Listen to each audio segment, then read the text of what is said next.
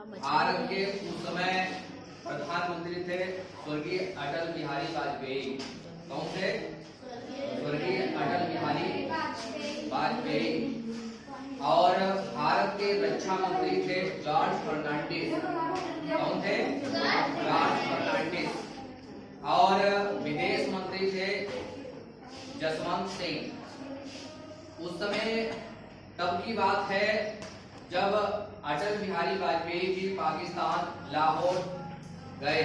लाहौर घोषणा पत्र हुआ, द्विपक्षीय वार्ता हुई भारत और पाकिस्तान के बीच में। वहां पाकिस्तान के प्रधानमंत्री थे नवाज शरीफ और द्विपक्षीय वार्ता हुई लाहौर में। ये घटना उस समय की है 21 फरवरी 1999 ईस्वी। पूरी घोषणा हो गई और ये परमाणु एटॉमिक जो वेपन्स है उनके संबंध में हुई थी और जो कश्मीर का मुद्दा था उसके बीच में ये वार्ता हुई थी। इसमें ये निर्णय लिया गया था कि ठंड के समय में सियाचिन ग्लेशियर में माइनस में टेम्परेचर पहुंच जाता है। माइनस में मतलब बहुत ज्यादा ठंडी होती है और अपनी अपनी सेना वापस बुला लेना, ये उसमें मुद्दा था। लेकिन जैसे ही वापस आ गए अटल जी और पाकिस्तान ने अपनी सेना फिर पुनः वापस वहां भेज दी और भारत को इस चीज की भनक नहीं लगी कि पाकिस्तानियों ने अपनी सेना जम्मू कश्मीर कारगिल में उतार दी। उस समय के पाकिस्तान के जनरल थे परवेज मुशर्रफ और भारत के जो सेना प्रमुख थे वो थे वेद प्रकाश मलिक। परवेज मुशर्रफ का ये पूरा षड्यंत्र था जिसकी जानकारी परवेज मुशर्रफ ने नवाज शरीफ को नहीं दी थी और अकेले ही अपनी सेना को लेकर वहां भेज दिया। भारत के बहुत ज्यादा हिस्सों पर कब्जा कर लिया पाकिस्तान ने कारगिल में। और 3 मई को चरवाहों के द्वारा ये जानकारी मिली कि पाकिस्तान के कुछ आतंकी या सेना के लोग वहां पर कब्जा बिठाने की कोशिश कर रहे हैं। तब जॉर्ज फर्नांडिस का दौरा था रूस का, रूस के लिए रवाना होने वाले थे। तब जसवंत सिंह ने फोन करके इनको जानकारी दी जॉर्ज फर्नांडिस को कि वहां पर पाकिस्तान के सैनिक हमारे कब्जे पर आ चुके हैं और आक्रमण करने की फिराक में हैं। तब जॉर्ज फर्नांडिस को एहसास हुआ कि वाकई, क्योंकि हम लोगों को लगता था कि हम लोग तो अब वार्तालाप कर चुके हैं उनसे, तो ऐसी हरकत नहीं करेंगे। लेकिन हम लोग बेखबर थे। हम लोगों को जैसे ही खबर हुई तो फिर ये घटना स्टार्ट होती है 26 मई से।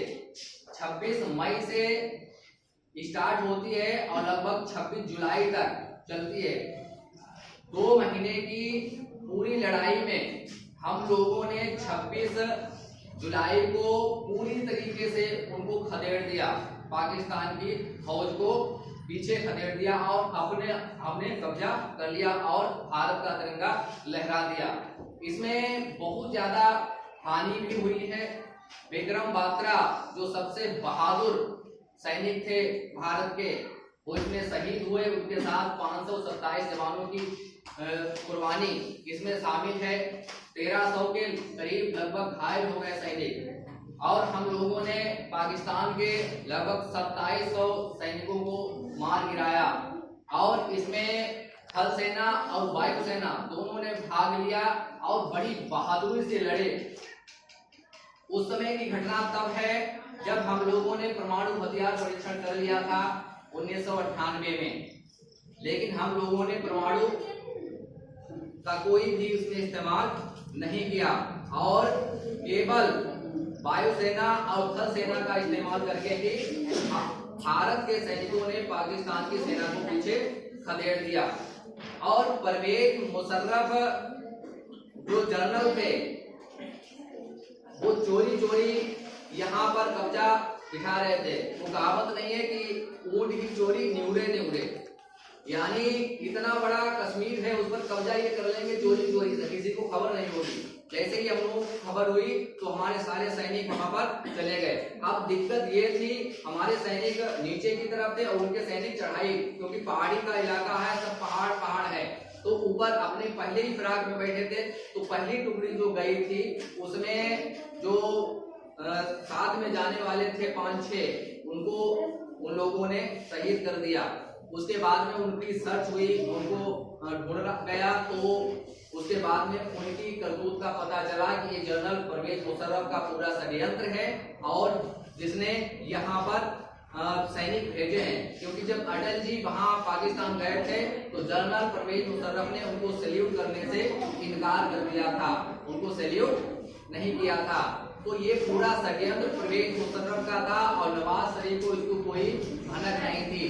बाद में ये सामने आया है कि ये पूरा षड्यंत्र था और जब ये मुंहकी खाने लगे, हारने लगे पाकिस्तान के लोग, तो उन्होंने संपर्क किया जो अमेरिका है, उनके राष्ट्रपति थे बिल क्लिंटन, उनसे संपर्क किया।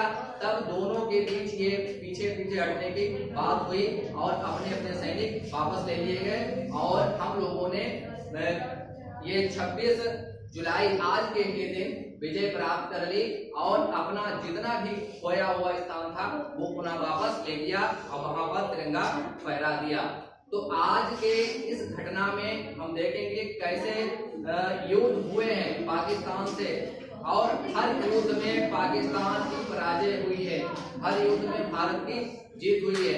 चाहे 1965 का युद्ध हो, चाहे 1971 का युद्ध हो, चाहे 1999 का कारगिल युद्ध हो, हर युद्ध में भारत की विजय हुई है। तो आज का दिन विजय दिवस के रूप में भारत में मनाया जा रहा है और आज प्रधानमंत्री मोदी जी वहां पर गए होंगे कारगिल में और जितने भी सैनिक हैं उनके सामने अपनी बात रख रहे होंगे। तो आज का दिन जो है विजय दिवस के रूप में मनाया जा रहा है।